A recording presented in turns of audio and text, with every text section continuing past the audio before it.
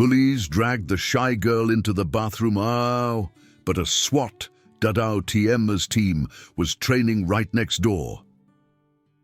The sound of muffled crying echoed against the cold, tiled walls, reverberating through the empty corridor like a wounded animal's plea for mercy.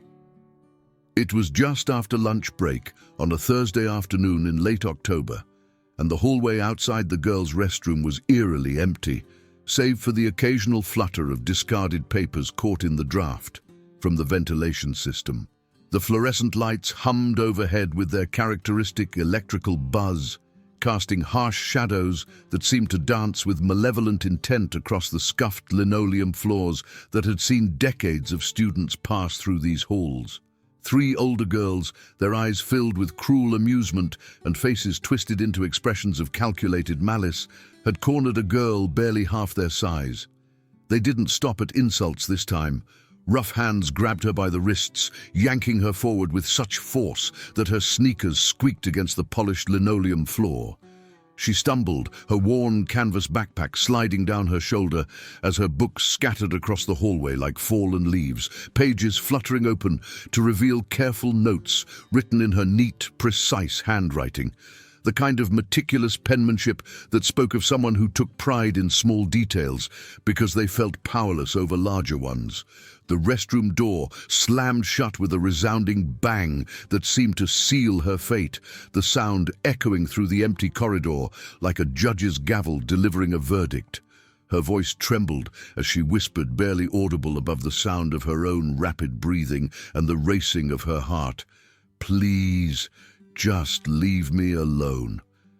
The bullies only laughed, their voices echoing off the tile walls in a chorus of cruelty that would haunt her dreams for weeks to come, a soundtrack of adolescent malice that would replay in her mind during sleepless nights. One twisted her arm while another forced her toward the far stall, their movements coordinated like a pack of predators who had done this before, who had perfected their technique through countless smaller acts of cruelty that had escalated gradually over months. It was the same routine they had perfected over time: corner, humiliate, and leave her shaking in fear. But today, they didn't know who was nearby, just 2 hallways away, inside the old gymnasium with its faded basketball court lines and championship banners hanging from the rafters. Banners that spoke of better times when this school had been a source of community pride rather than a place where children learned to prey upon each other. A tactical training session was underway, the kind that drew curious glances from passing faculty members who weren't accustomed to seeing heavily armed officers moving through their hallways with military precision.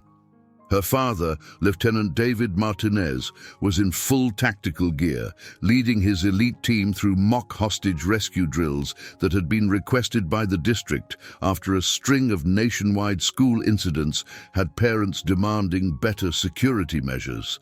The irony was lost on everyone present. They were practicing to protect children from outside threats, while just yards away, a child was being terrorized by threats from within. He had no idea his own daughter was about to face the most terrifying moment of her school life, trapped just yards away from where he practiced saving strangers. In just minutes, their worlds would collide in a way no one could ever forget, setting in motion events that would change everything about how the school handled bullying and how a father's love could manifest in the most unexpected ways. The girl no one defended, Sofia Martinez, had always been the quiet one in every classroom, every hallway, every social situation she found herself in. Petite for her age at barely 5 feet tall and weighing perhaps 90 pounds soaking wet, soft-spoken to the point where teachers often had to ask her to repeat herself, she was happiest when drawing intricate sketches in the corner of the library during lunch periods. Her artwork filled notebook after notebook with detailed portraits of birds, flowers, and imaginary landscapes that existed only in her gentle mind. Worlds where beauty prevailed and cruelty had no place. Her classmates barely noticed her, except for the ones who saw her silence as weakness, her kindness as an invitation to cruelty. That academic year, the bullying had escalated from casual indifference to active torment with the methodical precision of a military campaign.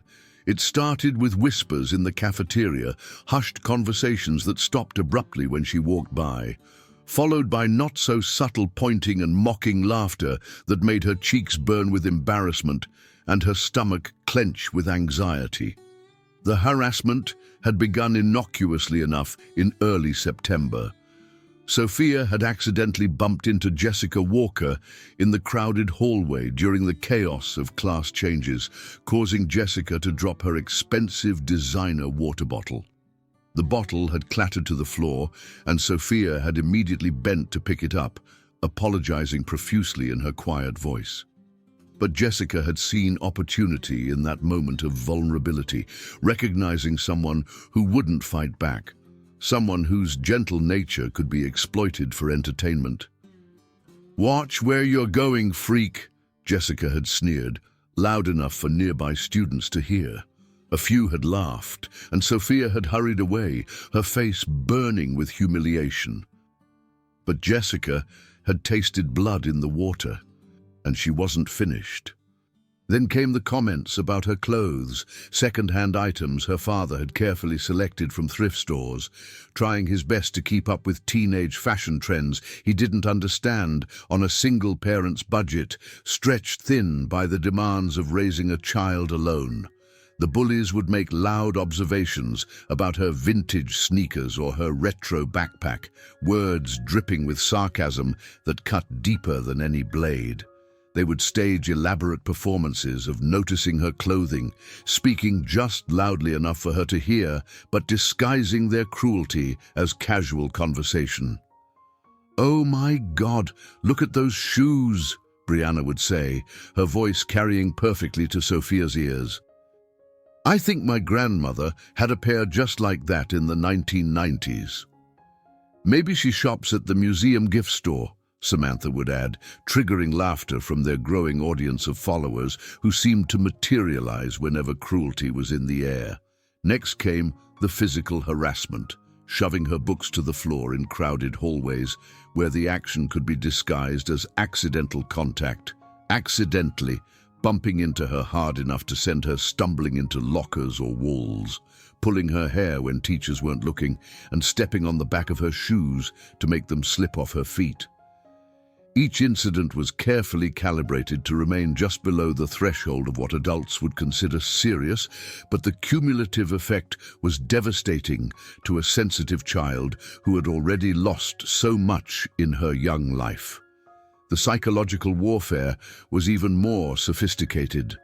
They would spread rumors about her family situation, making up stories about why her mother was absent and speculating loudly about her father's job. They created fake social media accounts to send her cruel messages, always careful to use language that could be interpreted as just joking if questioned by authorities. They would exclude her from group projects in subtle ways, making her feel invisible and unwanted without technically violating any explicit instructions from teachers. Teachers seemed blind to it all, too busy managing overcrowded classrooms or unwilling to step into the complicated mess of teenage social dynamics. Roosevelt Middle School, like many institutions of its kind, was understaffed and overwhelmed, with educators stretched thin, trying to manage not just academic instruction, but also the complex social and emotional needs of hundreds of adolescents navigating the turbulent waters of middle school social hierarchies. When Sophia tried to report incidents, she was met with well-meaning but ineffective responses that revealed how little the adults understood about the sophisticated nature of modern bullying. "Just ignore them," they would say, as if systematic harassment could be defeated through willpower alone. "They're probably just jealous," others would suggest, fundamentally misunderstanding the power dynamics at play. "Have you tried being friendlier?" was perhaps the most painful response, implying that somehow Sophia's natural introversion was to blame for the cruelty she was experiencing. The adults in her life, with the exception of her father, seemed to exist in a parallel universe where bullying was a minor inconvenience rather than a daily torment that was slowly eroding her sense of self-worth.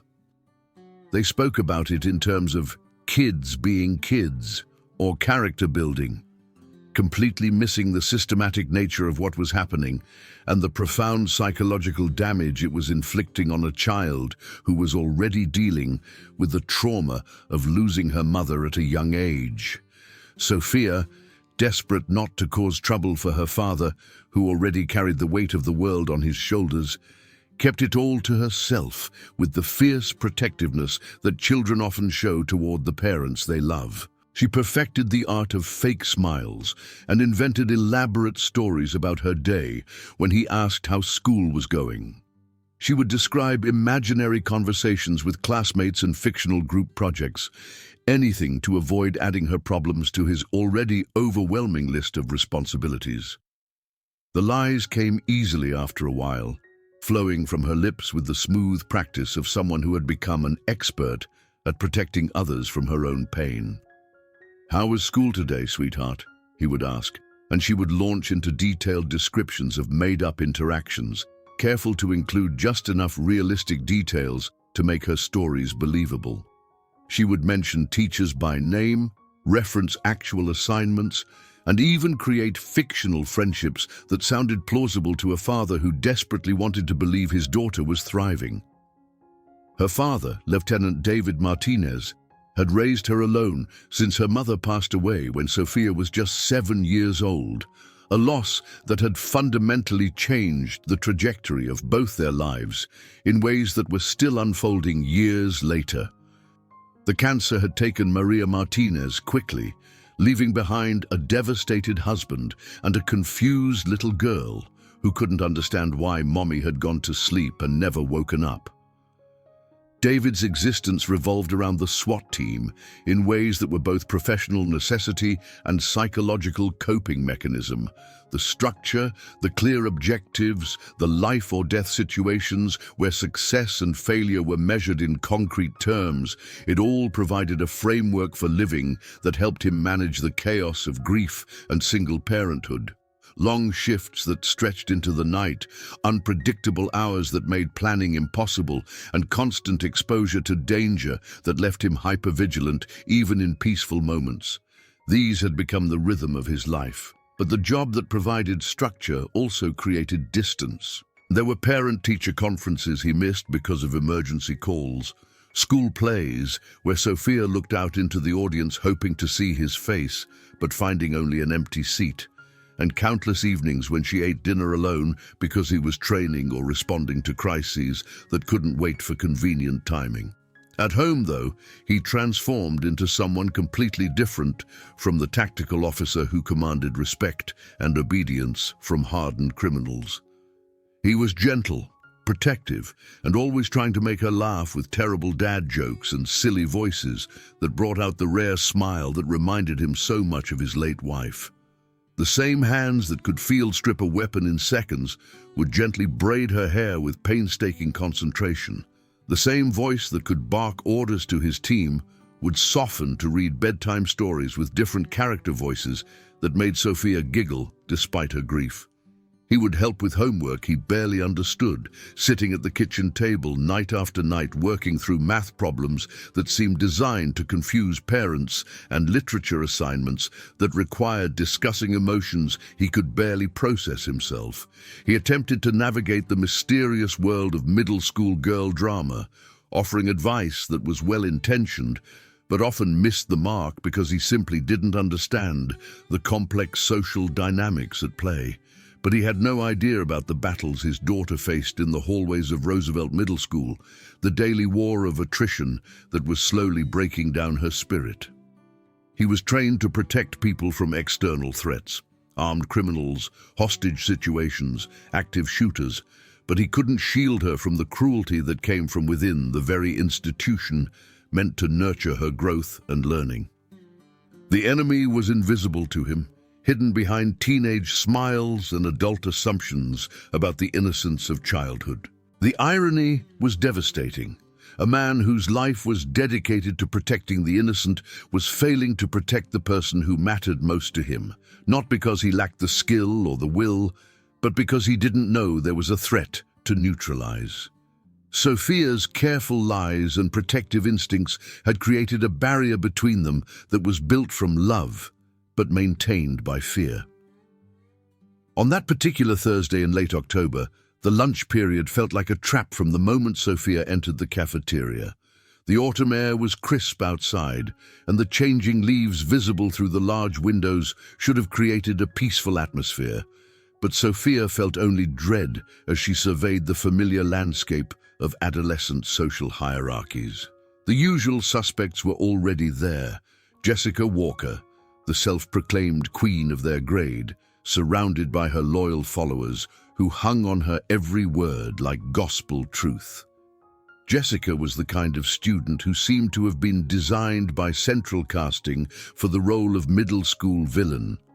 Tall for her age, conventionally attractive in the way that middle school students valued, and possessed of a natural charisma that could be weaponized for cruelty, she ruled over her domain with the casual confidence of someone who had never faced real consequences for her actions. Her parents were wealthy, influential in the community, and busy enough with their own lives to remain largely oblivious to their daughter's behavior at school.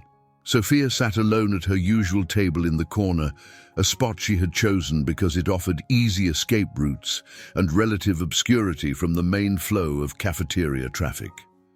She quietly ate the peanut butter and jelly sandwich her dad had made that morning, complete with a hand-drawn smiley face on the brown paper bag, one of his small gestures of love that had become even more precious since her mother's death.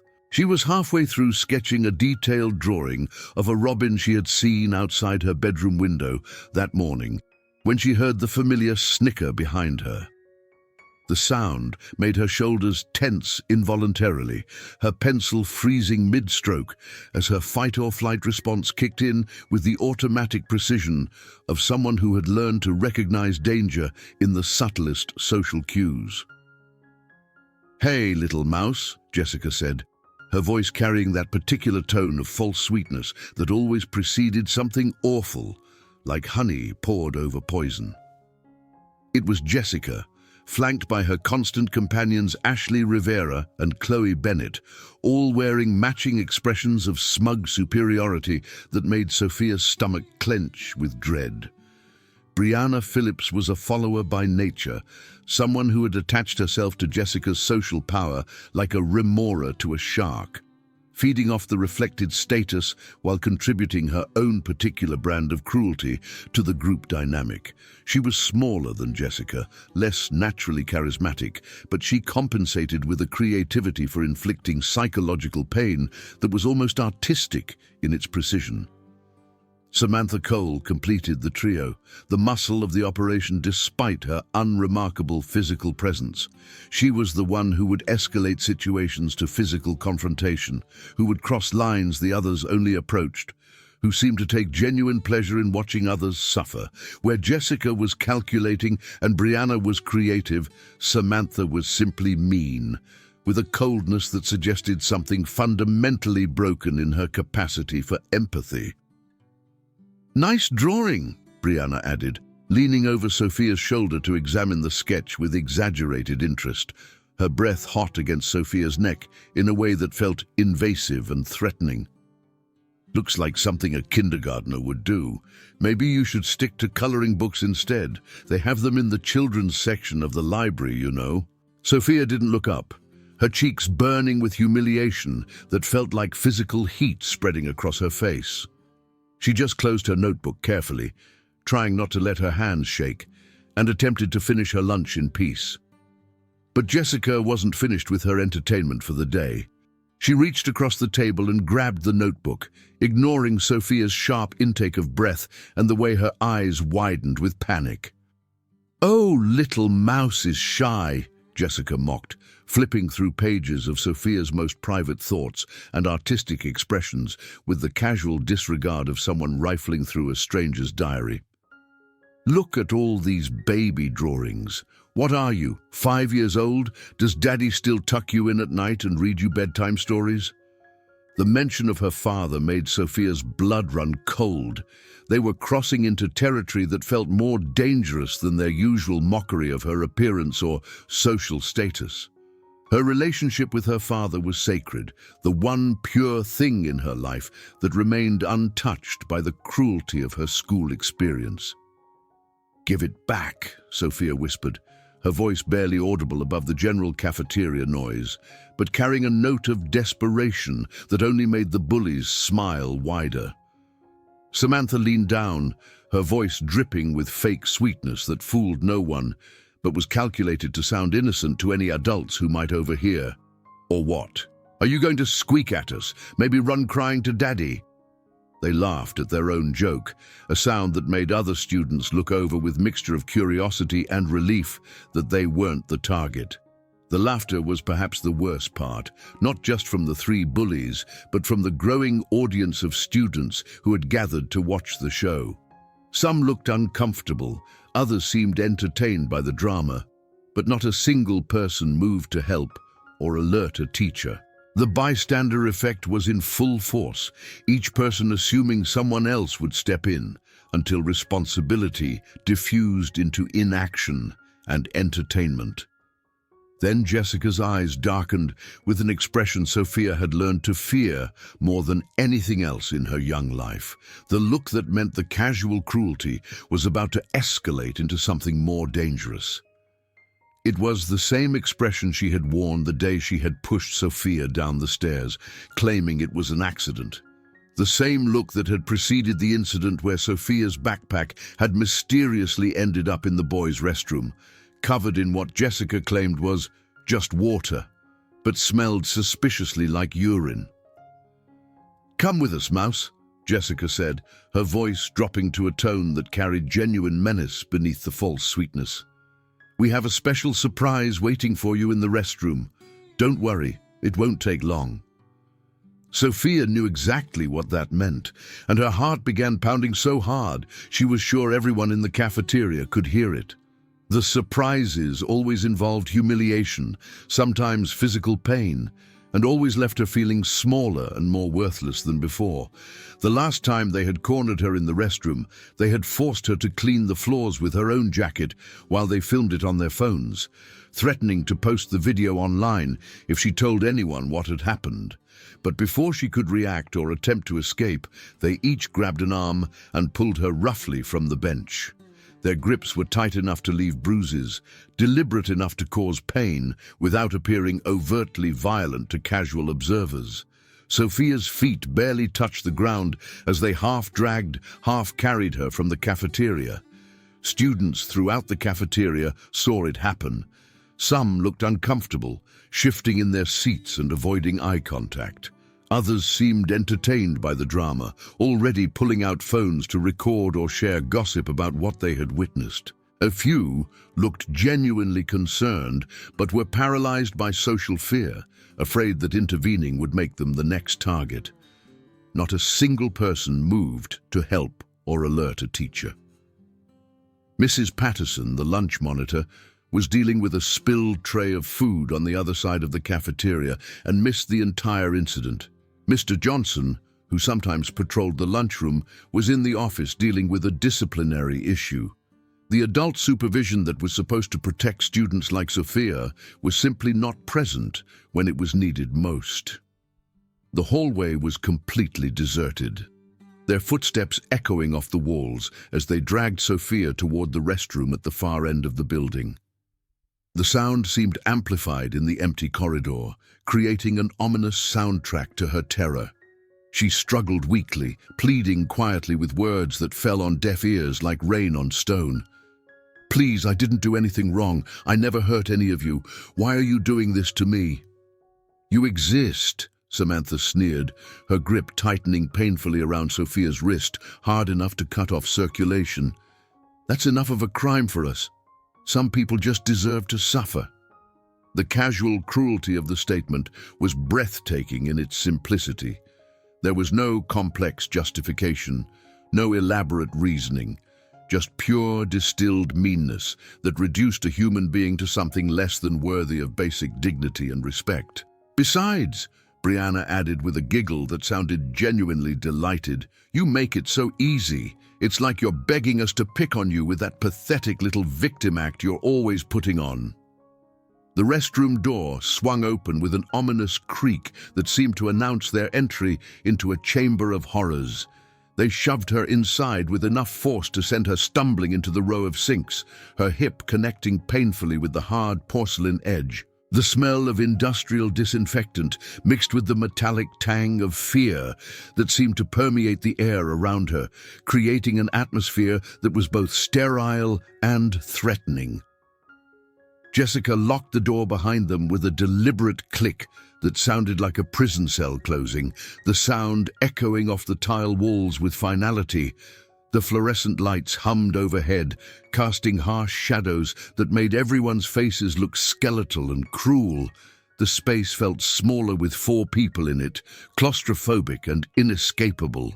"Time for a little makeover," Brianna smirked, pulling out a pair of sharp scissors from her bag with theatrical flair, the metal blades catching the harsh fluorescent light and creating threatening shadows on the walls. The scissors were large, designed for cutting fabric or paper, but in this context, they looked like instruments of torture. Sophia's breath caught in her throat as true terror washed over her like ice water. This was different from their previous humiliations. This felt genuinely dangerous in a way that made her primitive survival instincts scream warnings throughout her nervous system. She backed up until her shoulders hit the cold tile wall, trapped with nowhere to run, her hands pressed flat against the wall as if she could somehow melt through it and escape. "Please no. Don't do this," she whispered, her voice breaking with terror. "I'll do whatever you want. I'll stay away from you. I'll change schools. I'll do anything. Just please don't hurt me." But her desperate words only made them grin wider, feeding off her fear like vampires drawing sustenance from blood. The terror in her voice seemed to energize them, to validate their power and control in a way that made them feel alive and important. They moved closer, forming a semicircle that blocked any possible escape route, their movements coordinated like predators who had done this before. "Now you're getting it," Jessica said with satisfaction. "Now you understand what you really are, a little nothing that exists for our entertainment. We own you, Mouse. We always have." Meanwhile, in the gymnasium just 2 hallways away, Lieutenant David Martinez barked commands with the authority of someone accustomed to life or death situations, where hesitation could mean the difference between saving lives and counting bodies. "Breach! Clear left! Secure the hostage!" His SWAT team moved with practiced precision, their black uniforms and tactical gear blending into a coordinated blur of professional motion that spoke of countless hours of training and real-world experience. The training exercise was more complex than usual, designed to simulate a school shooting scenario that had become an increasingly common concern for educators and parents across the country. The team was practicing room-to-room clearing techniques, hostage negotiation protocols, and medical response procedures in the controlled environment of the school gymnasium. It was supposed to be a routine school safety drill, the kind that had become increasingly common as districts across the country grappled with security concerns that had escalated dramatically in recent years. Principal Williams had invited the local SWAT team to train on campus, hoping to reassure worried parents and staff members who had been requesting enhanced safety measures since the beginning of the school year. The district had allocated funding for increased security measures, and public demonstrations of tactical readiness were part of their comprehensive approach to student safety. David had been focused entirely on the operation, mentally running through scenarios and evaluating his team's response times with the analytical precision that had made him an effective leader. He was thinking about entry angles, communication protocols, and the dozens of variables that could determine success or failure in a real crisis situation. The training was serious business, even when conducted in the safe environment of a school gymnasium. But then, a sound cut through the air that made his blood run cold. A sharp, high-pitched cry that was definitely human and definitely in distress. At first, it was faint, barely perceptible above the sound of equipment and radio chatter. But there it was again, unmistakable, piercing, carrying a note of genuine terror that no amount of training could replicate. He paused, mid-step, every instinct honed by years of dangerous work, screaming that something was wrong. This wasn't part of any drill they had planned, wasn't part of any scenario they had discussed. The sound had come from somewhere in the building, somewhere close enough to hear, but far enough away to be muffled by walls and distance. David had learned to trust his instincts over the years, had seen too many situations where ignoring that feeling in his gut had led to preventable tragedies. Something about the quality of that cry, the genuine terror it contained, told him this was real in a way that training scenarios never could be. He motioned urgently to his second-in-command, Officer Kevin Thompson, who had worked with David for over 6 years and had learned to trust his partner's instincts implicitly. Thompson was a solid officer, reliable under pressure, with a natural ability to read situations and respond appropriately. If David said something was wrong, Thompson didn't question it. "You hear that?" David asked, his voice tight with concern. Thompson nodded grimly, his hand instinctively moving to his radio, already shifting from training mode to operational readiness. "Restroom wing, East Corridor." They moved fast, abandoning the training scenario without a second thought, their boots echoing through the hallways as they ran toward the source of the distress call. The rest of the team followed without question, trusting their leader's judgment and prepared for whatever they might encounter. David's heart was pounding, not from the physical exertion of running through school hallways, but from a cold, gut-deep fear that was forming in the pit of his stomach. He didn't know why yet, couldn't explain the overwhelming sense of dread that was consuming him, but something told him this was about to become very personal in a way he wasn't prepared for. Back in the restroom, Jessica had cornered Sophia near the row of sinks, her presence looming over the smaller girl like a predator asserting dominance over prey. Brianna pinned Sophia's arms against the cold tile wall, her grip tight enough to leave fingerprint bruises on Sophia's pale skin.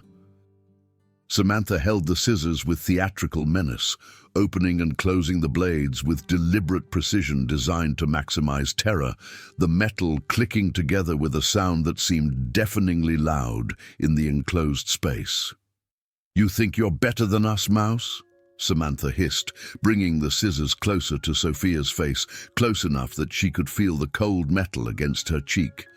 "Walking around here with your sad little drawings and your pathetic lunches, acting like you're too good to talk to anyone, like you're some kind of special princess who doesn't have to follow the same rules as everyone else." Sophia shook her head desperately, tears streaming down her face in a way that made her feel even more humiliated and vulnerable. "No, please, I never thought that. I just want to be left alone. I don't think I'm better than anyone." "Too late for that," Jessica sneered, her voice carrying the cold satisfaction of someone who had achieved complete power over another human being. "We've decided you need a new look, something that matches your personality better, something that shows everyone what you really are." The door exploded inward so hard it rattled against the wall, the sound reverberating through the small space like a gunshot that seemed to shake the very foundations of the building. 3 SWAT officers in full tactical gear filled the doorway, their imposing presence immediately transforming the atmosphere from one of teenage cruelty to deadly serious law enforcement intervention. Their tactical vests, their helmets with face shields, their black gloves, the weapons at their sides. It was like a wall of professional steel had materialized out of thin air, bringing with it an aura of competence and authority that made the teenage drama seem suddenly insignificant and pathetic. The bullies' casual cruelty evaporated instantly, replaced by genuine terror as they found themselves face to face with armed officers who looked like they had stepped out of an action movie. At the front of the group stood David Martinez, and for a split second that seemed to stretch into eternity, time froze completely. The tactical officer taking in the scene with professional assessment met the terrified eyes of a young girl, backed against the wall, and recognition flashed between them like lightning striking the same place twice. Sophia's wide, tear-streaked eyes met his through his tactical visor, and the world seemed to shift on its axis. Recognition flashed between them like lightning, followed immediately by a complex mixture of relief, embarrassment, and overwhelming emotion that hit both of them like a physical blow. "Dad." Her voice broke on the single syllable, barely audible above the sound of everyone's rapid breathing, but carrying all the relief and terror of a child who had been saved by the person she loved most in the world. David's expression shifted from professional alertness to shock, then to pure, controlled fury as he took in the scene before him. His daughter cornered like a trapped animal, tears streaming down her face, 3 other girls with scissors in hand and guilt written across their features like confessions. The protective instincts that had been trained and honed through years of tactical operations suddenly had a personal target, and the transformation was immediate and terrifying. "Step away from her." His voice was low, dangerous, carrying all the authority of someone who had faced down armed criminals and emerged victorious, someone who had learned to project lethal competence through voice alone. Right now. The 3 bullies froze like deer caught in headlights, the scissors trembling in Samantha's suddenly unsteady grip. The casual cruelty that had seemed so empowering moments before now felt pathetically insignificant in the face of real consequences, real adult authority, real potential for their actions to have lasting repercussions. Jessica, who had seemed so confident and in control just moments before, now looked like what she really was. A frightened child who had been caught doing something terrible. The social power that had made her feel invincible in the ecosystem of middle school politics meant nothing when confronted with actual authority figures who had the power to impose real consequences. "You have 3 seconds, David continued, stepping forward with measured precision, every inch of his posture conveying that he was not someone to be tested, not someone who made empty threats, not someone whose patience should be mistaken for weakness. 3. Ashley immediately released Sophia's arms, stepping back so quickly she nearly tripped over her own feet, her face draining of color as the reality of the situation began to sink in. 2. Jessica backed away from the sinks, her hands shaking visibly as she realized that her usual tactics of manipulation and social positioning were useless in this context. There was no adult she could charm, no narrative she could control, no way to spin this situation in her favor. Samantha's fingers loosened involuntarily, and the scissors clattered to the tile floor with a metallic ring that seemed to echo forever in the sudden silence, the sound marking the end of their power and the beginning of real consequences for their actions. David stepped between the bullies and his daughter, placing a protective arm around Sophia's trembling shoulders with gentle strength that contrasted sharply with the tactical authority he had just displayed.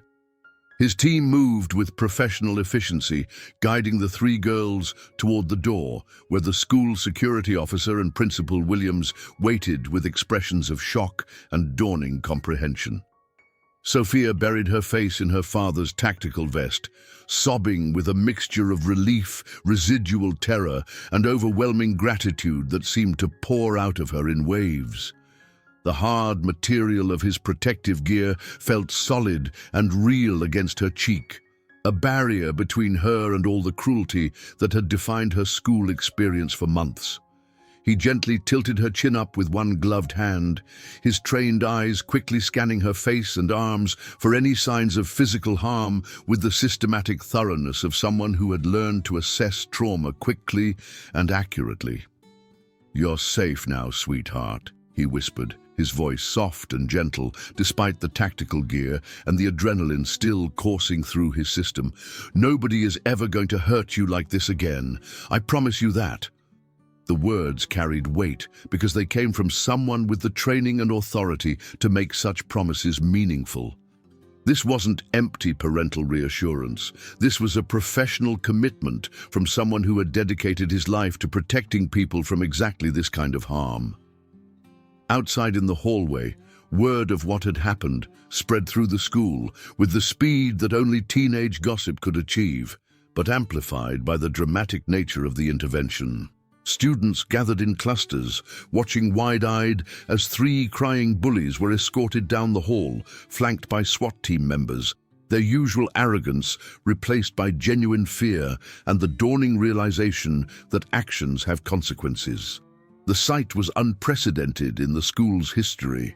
Tactical officers walking through the hallways with students in custody, transforming the familiar environment into something that looked like a crime scene. Teachers emerged from classrooms, trying to understand what had transformed a routine training exercise into a real intervention that would become school legend.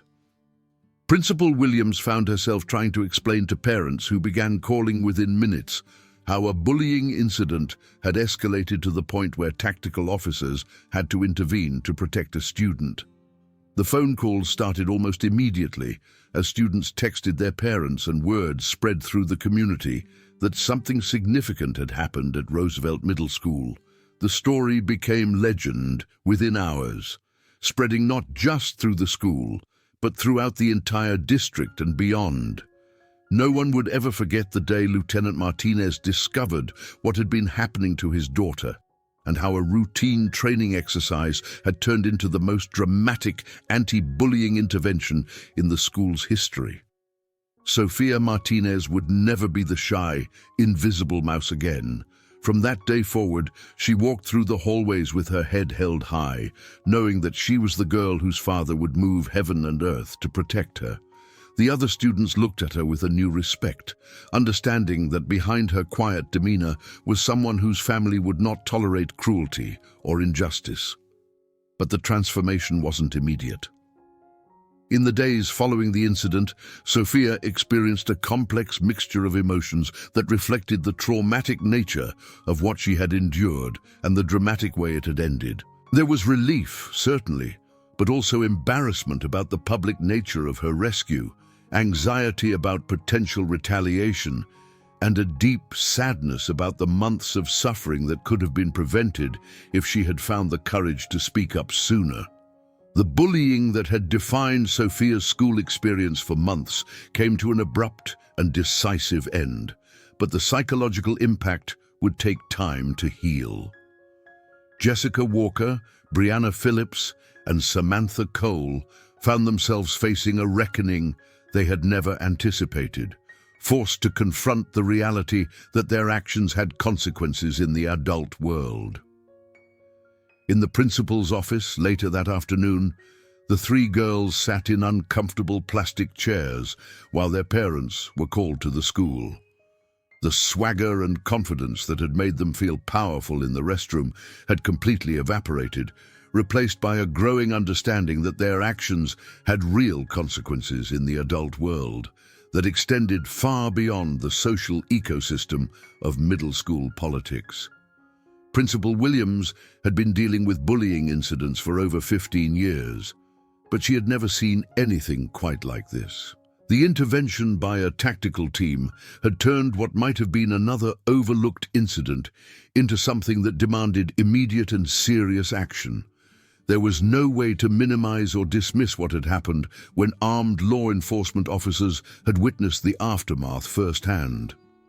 "I want to understand exactly what led to this moment," Principal Williams said, her voice carrying the weight of administrative authority and parental concern. speaking in the measured tones of someone who had learned to project calm competence even in crisis situations. This is not a conversation about teenage drama or social conflicts. This is about behavior that crossed the line from inappropriate to potentially criminal. The word criminal hung in the air like a physical presence, making all three girls flinch visibly as the implications began to sink in. They had thought of themselves as mean girls, as bullies, as socially powerful students who could push around someone weaker. They had never considered that their behavior might be classified under legal definitions that could result in real consequences extending far beyond school disciplinary action. Jessica shifted uncomfortably in her chair, suddenly finding it difficult to meet the principal's steady gaze. The woman who had seemed like such an easy target for months had a father who carried a badge and a gun, who had trained for years to protect people from exactly the kind of treatment they had been inflicting on his daughter. "We were just playing around," Brianna mumbled, her voice lacking any of the confidence that had characterized her behavior in the restroom, sounding like the frightened child she really was beneath the veneer of middle school sophistication. It wasn't that serious. Playing around. Principal Williams leaned forward, her expression making it clear that she was not interested in minimizing the situation or accepting euphemisms that disguised the true nature of what had occurred. "You cornered a student in a restroom, threatened her with scissors, and made her fear for her safety. That's not playing around. That's assault." The word hung in the air like a physical presence, making all three girls flinch visibly. They had thought of themselves as mean girls, as bullies, as socially powerful students who could push around someone weaker. They had never considered that their behavior might be classified as assault, that they might face real legal consequences for their actions. Samantha was the first to break down, tears streaming down her face as the reality of the situation began to sink in like cold water flooding a sinking ship. "We didn't mean for it to go this far. We just wanted to scare her a little." "You succeeded," Principal Williams replied grimly, her voice carrying the weight of someone who had seen too many incidents like this escalate beyond anyone's expectations. "You terrorized a child in what should have been a safe space. You made her school experience a daily nightmare, and you did it systematically over a period of months, targeting someone you perceived as vulnerable and defenseless."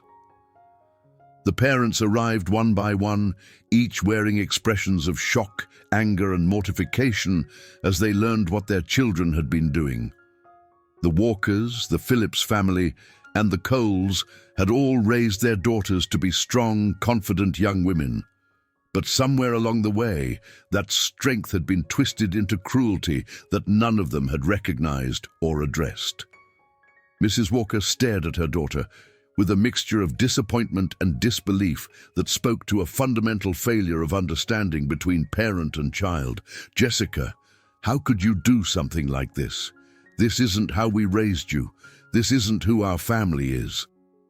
"I thought you were better than this," Mr. Phillips added, his voice heavy with disappointment and the crushing realization that he had failed to instill basic empathy and kindness in his child. "This isn't the daughter we thought we knew." The Coles remained silent, but their expressions spoke volumes about their shock and embarrassment at their daughter's behavior, the dawning understanding that they had raised someone capable of systematic cruelty. Meanwhile, in the school nurse's office, Sophia sat on the examination table while her father paced back and forth, his tactical gear making soft, rustling sounds with each step. The adrenaline from the intervention was beginning to wear off, replaced by a complex mixture of relief, anger, and paternal protectiveness that threatened to overwhelm him. The nurse, Mrs. Rodriguez, had been working at Roosevelt Middle School for over a decade and had seen her share of bullying incidents, but nothing quite like this. She conducted a careful examination of Sophia, checking for physical injuries, while also assessing her emotional state with the gentle competence of someone who understood trauma. "How long has this been going on?" David asked, his voice carefully controlled, but carrying an undertone of barely contained emotion that spoke to the depth of his feelings about his daughter's suffering. Sophia looked down at her hands, shame and embarrassment warring with relief in her expression. The weight of months of lies and protective deception suddenly felt overwhelming. "Since the beginning of the school year, maybe longer. Why didn't you tell me?" The question wasn't accusatory, but it was filled with the pain of a parent who had failed to protect his child, who had been blind to her suffering despite his best intentions. "You have so much to worry about already," Sophia whispered, tears starting to flow again as the emotional dam that had held back months of pain finally burst completely. "I didn't want to add my problems to everything else you have to deal with. You save people for a living, and you're always tired, and you have so much responsibility." David stopped pacing and knelt down in front of his daughter, carefully removing his tactical helmet so she could see his face clearly. His eyes were soft with understanding and fierce with protective love, the same eyes that could assess threat situations with professional detachment, but now reflected only paternal devotion. "Sophia, listen to me very carefully," he said, his voice gentle but firm, carrying the weight of absolute truth. "You are not a problem. You are the most important thing in my entire world. Nothing that happens at work, nothing that I deal with on the job is more important than you. Do you understand me?" She nodded, fresh tears streaming down her face. But this time, they were tears of relief rather than fear, tears that washed away months of accumulated pain and isolation. "I need you to promise me something," David continued, taking her small hands in his gloved ones, his tactical gear creating an odd contrast with the tenderness of the moment. "If anything like this ever happens again, if anyone ever makes you feel unsafe or scared, you tell me immediately. I don't care what time it is, I don't care what I'm doing, I don't care if it seems like it's not important enough. You call me and I will be there. I promise, Dad." He pulled her into a gentle hug, mindful of his tactical gear but needing the physical connection to reassure both of them that she was safe. Over her shoulder, he could see Officer Thompson standing guard at the door, and he felt a surge of gratitude for his team's immediate and unwavering support. The aftermath of the incident rippled through Roosevelt Middle School like an earthquake, shaking the foundations of how the institution handled bullying and student safety. Within 48 hours, Principal Williams had called an emergency meeting of the school board, the district administration, and the parent-teacher organization to address what had happened and implement immediate changes. The auditorium was packed beyond capacity, with parents, teachers, administrators, and community members all demanding answers and action. The incident had exposed systematic failures in the school's approach to bullying that could no longer be ignored or minimized. "We can no longer treat bullying as a minor disciplinary issue," Principal Williams announced to the packed auditorium, her voice carrying the weight of institutional accountability and the promise of meaningful change. "What happened on Thursday afternoon was a wake-up call that we cannot ignore. We have failed to protect one of our students, and we are going to make immediate and comprehensive changes to ensure it never happens again." The new policies were swift and decisive, reflecting the urgency of the situation and the community's demand for action. Teachers received mandatory training on recognizing the signs of bullying and harassment, with specific focus on the sophisticated psychological warfare that characterized modern adolescent cruelty.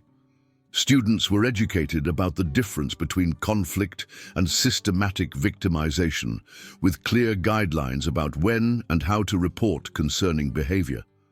Clear reporting procedures were established, with multiple pathways for students to seek help without fear of retaliation. Anonymous reporting systems were implemented, peer mediation programs were expanded, and counseling resources were dramatically increased to address both the perpetrators and victims of bullying behavior. But perhaps most importantly, the culture of the school began to change in ways that went beyond policy and procedure. Students who had previously been bystanders to bullying incidents found their voices speaking up when they witnessed cruelty. The story of what had happened to Sofia Martinez became a powerful reminder that every student deserved to feel safe and supported, that silence in the face of cruelty was a form of complicity. The transformation wasn't immediate or complete, but it was real and sustained. Teachers became more vigilant, students became more engaged, and the entire school community began to understand that creating a safe environment was everyone's responsibility. Jessica Walker, Brianna Phillips, and Samantha Cole faced a combination of school disciplinary action and community service requirements that were designed not just to punish, but to educate and rehabilitate. They were required to attend counseling sessions focused on empathy development and understanding the impact of their behavior on others, working with trained professionals who specialized in adolescent behavior modification. They also had to write detailed letters of apology to Sofia, not just for the incident in the restroom, but for months of systematic harassment that had made her school experience a daily ordeal. The letters were required to demonstrate genuine understanding of the harm they had caused, not just superficial expressions of regret. More importantly, they were required to participate in peer mediation sessions where they had to confront the reality of what their behavior had done to another human being. The sessions were uncomfortable, challenging, and necessary, forcing the three girls to see Sofia not as a target for their entertainment, but as a real person with feelings, dreams, and the right to feel safe in her school environment.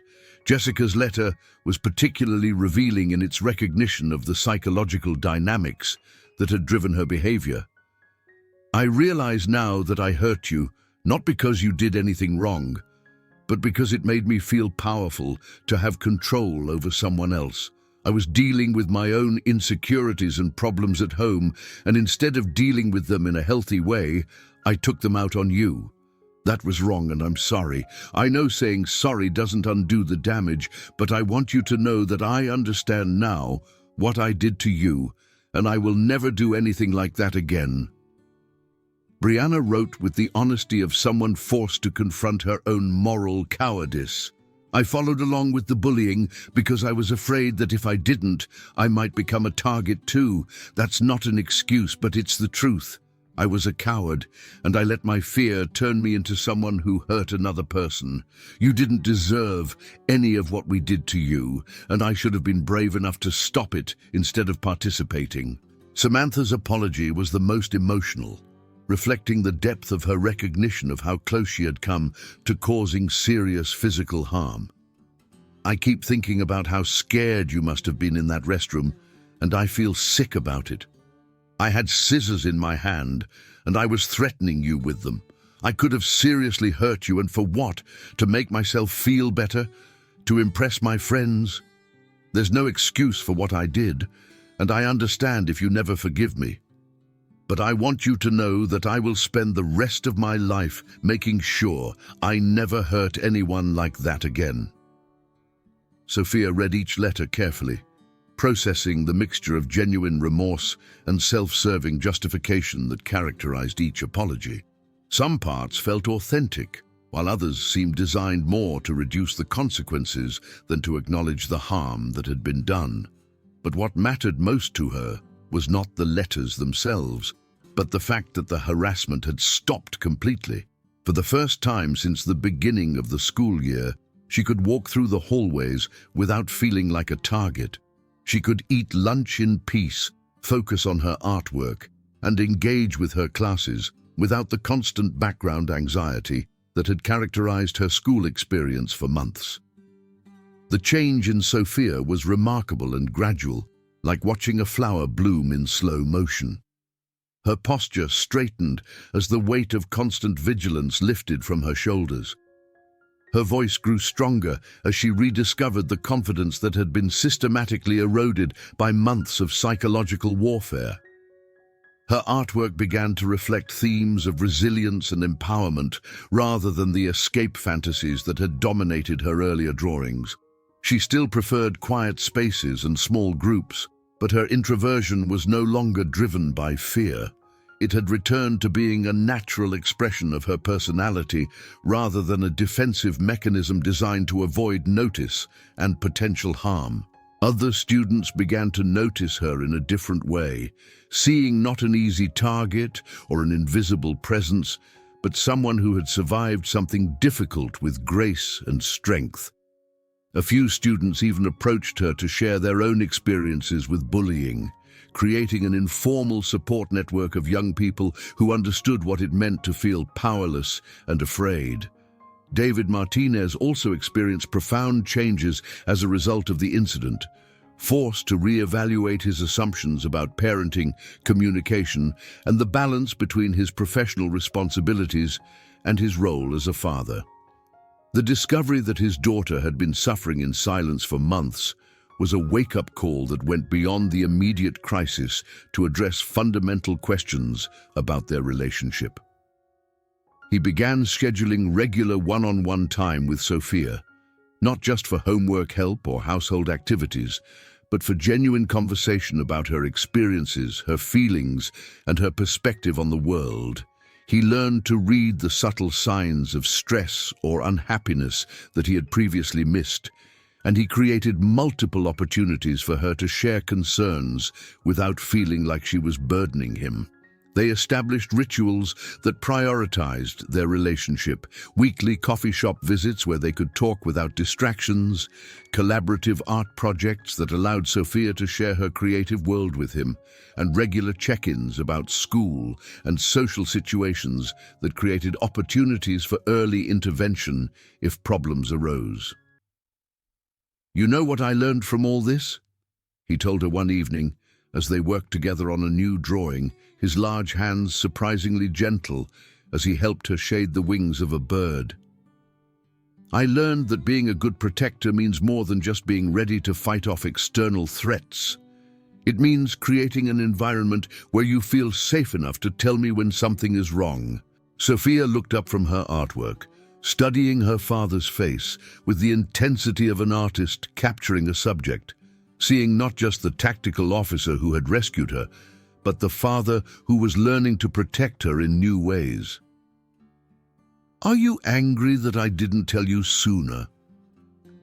"I'm not angry at you," David replied carefully, his voice carrying the weight of genuine self-reflection. "I'm angry at myself for not creating better opportunities for you to share what was happening. And I'm angry at the people who hurt you. But I'm not angry at you for trying to protect me from worry. That's not your job, sweetheart. Your job is to be a kid, to learn and grow and make mistakes and figure out who you want to become. My job is to keep you safe while you do all of that." The conversation marked a turning point in their relationship, creating a foundation of trust and communication that would serve them well through the challenging teenage years ahead. It established new patterns of interaction that prioritized emotional safety alongside physical security. 6 months later, Roosevelt Middle School hosted its first annual Anti-Bullying Awareness Week, featuring student-led workshops, peer mediation training, and a community forum on creating inclusive school environments. The event had grown out of the policy changes implemented after Sophia's incident, but it had evolved into something larger, a celebration of the school's transformation and a commitment to maintaining the progress they had made. Sophia Martinez was invited to speak at the opening assembly, not as a victim sharing her trauma, but as a student advocate speaking about resilience and the importance of creating supportive communities. The invitation had come from the Student Council, which had been inspired by her story to take a more active role in addressing social dynamics within the school. Standing at the podium in the school auditorium, looking out at hundreds of her peers and their families, Sophia felt a mixture of nervousness and determination. This was the same building where she had once felt invisible and powerless. But now she was using her voice to help others avoid similar experiences. "I want to tell you about the difference between being alone and being lonely," she began, her voice clear and steady, carrying the confidence of someone who had found her strength through adversity. "For a long time, I thought they were the same thing. I spent lunch periods by myself, I worked on projects alone, and I preferred quiet spaces. That was being alone, and it was a choice that felt right for me." She paused, scanning the faces in the audience and finding her father's encouraging smile in the crowd, drawing strength from his presence and his pride in her courage. "But when people started targeting me for harassment, I became lonely. Even when I was surrounded by classmates, I felt isolated and afraid. The difference is that being alone was something I chose, while being lonely was something that other people forced on me through their behavior." The auditorium was completely silent, hundreds of students and adults hanging on every word, recognizing the truth and importance of what she was sharing. "What I want everyone to understand is that we all have the power to make sure that no one at our school has to feel lonely in the way that I did. We can't force people to be social if they prefer solitude, but we can make sure that everyone feels welcome, respected, and safe." Sophia went on to describe specific strategies for intervention, bystander activation, and creating inclusive peer cultures. Her presentation was thoughtful, practical, and powerful, drawing from her personal experience while focusing on actionable solutions rather than dwelling on past trauma. She spoke about the importance of recognizing the early signs of systematic harassment, the difference between social conflict and bullying, and the responsibility that every member of the school community had to create an environment where all students could thrive. When she finished speaking, the applause was immediate and sustained, but what moved her most were the individual conversations that followed. Students approached her to share their own stories, to ask for advice, and to volunteer for peer support initiatives. Teachers and administrators sought her input on policy development and program design. Most importantly, she realized that her experience, as painful as it had given her a platform to make a real difference in other people's lives. The shy, invisible girl who had once been terrorized in a school restroom had found her voice and was using it to create positive change. David Martinez watched his daughter's transformation with a mixture of pride and amazement that went beyond simple parental satisfaction to encompass genuine respect for her courage and wisdom. The confident young woman speaking to the assembly bore little resemblance to the terrified child he had found cornered in the restroom 6 months earlier. But the core of who she was, her kindness, her creativity, her gentle strength, had not only survived the trauma, but had been refined and strengthened by it. After the assembly, as they drove home together, Sophia reflected on how much had changed since that terrible Thursday afternoon, processing the journey from victimization to advocacy that had transformed her understanding of herself and her place in the world. "Dad, can I ask you something? Always. Do you think everything happened for a reason? Like, do you think I had to go through all that bullying so that I could help other kids later?" David considered the question carefully, understanding the weight of philosophical and emotional complexity behind it, recognizing that his answer would help shape how Sophia understood her experience and its meaning. "I think you would have found ways to help other people regardless of what happened to you," he said finally, his voice carrying the thoughtfulness of someone who had given the question serious consideration. "You have a good heart and a strong sense of justice. Those qualities would have shown up in your life no matter what. What the bullying did was give you a particular kind of understanding and credibility when you talk about these issues." He paused at a red light, and turned to look at his daughter directly, wanting her to see the sincerity in his expression. "But I don't think you had to suffer in order to become someone who helps others. I think you chose to transform your suffering into something meaningful, and that choice is what makes you extraordinary."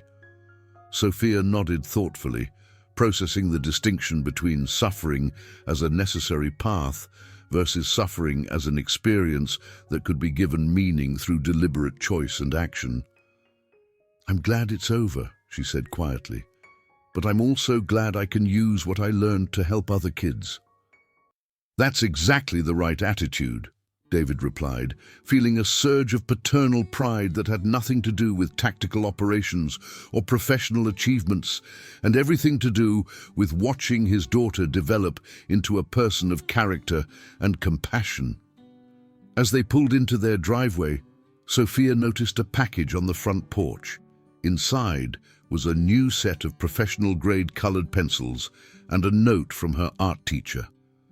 "For continuing to create beauty in the world, even when the world hasn't always been beautiful to you."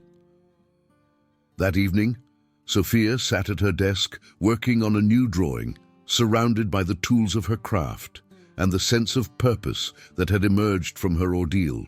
Instead of the birds and flowers that had characterized her earlier artwork, she was sketching a group of diverse students standing together in a school hallway. Their body language conveyed support, inclusion, and mutual respect. In the background, barely visible, were the faint outlines of adults, teachers, parents, administrators, providing guidance and protection without dominating the scene. It was a vision of what Roosevelt Middle School was becoming, a place where student voices mattered, where differences were celebrated rather than exploited, and where everyone understood their role in creating a community where all young people could thrive. The drawing would eventually become the cover design for the school's new student handbook, symbolizing the transformation that had begun on a Thursday afternoon when a father's love and professional training had intersected to protect his daughter and catalyze systemic change.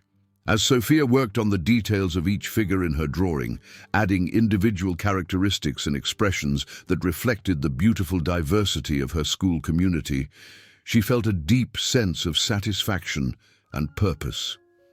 The terrified girl who had once tried to make herself invisible had discovered that her voice and her story had the power to make others feel seen, heard, and valued.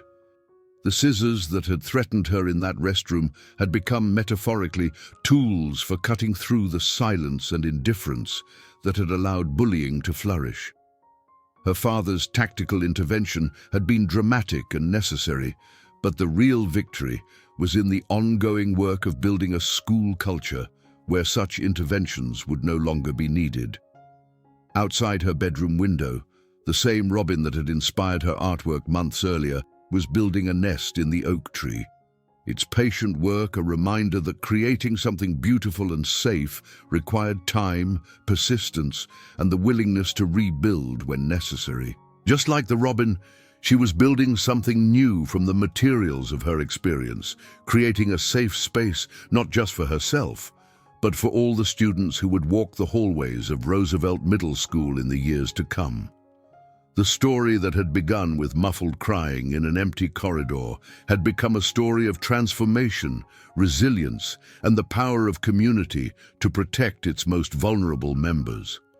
And Sophia Martinez, once the shy girl no one defended, had become the voice that would ensure no student at her school would ever face such torment alone again.